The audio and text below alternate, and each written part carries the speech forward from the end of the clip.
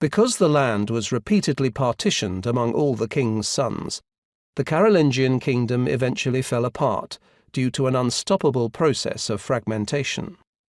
After a while, there was little territory left to partition. When Louis the Do-Nothing suffered a fatal fall from his horse in 987, the great lords of the kingdom were forced to choose a successor, and without delay. With his legendary penchant for dolce far niente, the deceased monarch had failed to leave any progeny. He would go down in history as the last Carolingian. The counts and dukes cast their eye on the unremarkable Hugo Capet, whose very weakness made him look attractive. The uglier the king, the freer their hands.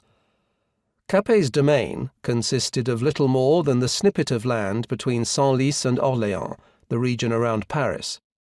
His governing strategy was anything but ambitious, although he was clever enough to establish the policy of passing on territory in its entirety to the oldest son. This simple but brilliant idea of the crown prince became the germ of his posthumous success. No one could have imagined that such a fragile king would be the first in a series of 36 monarchs. The Capetians would systematically enlarge their domain and occupy the French throne for 800 years.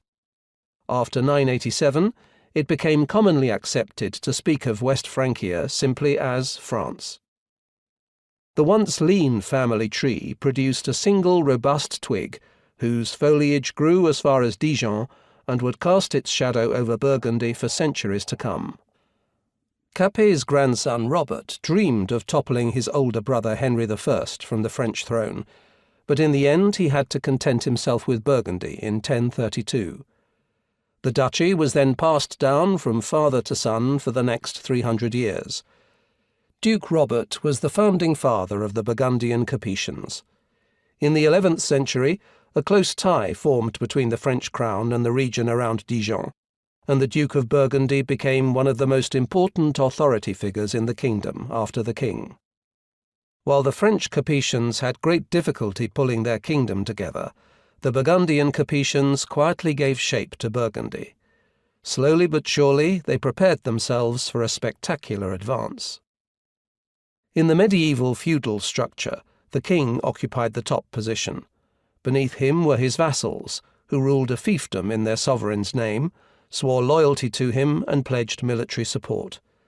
These vassals did the same with the lords beneath them, and in this manner the waterfall of power cascaded down to the very bottom, where peasants worked for a lord in exchange for protection from outside danger. Because the arm of Hugo Capet did not reach very far, the actual power in still young France lay with the counts and dukes of Aquitaine, Brittany, Normandy, Toulouse, Gascony, Anjou, Flanders, and Burgundy. But even in those regions, power was pulverized into smaller and smaller units due to the absence of a balanced central authority.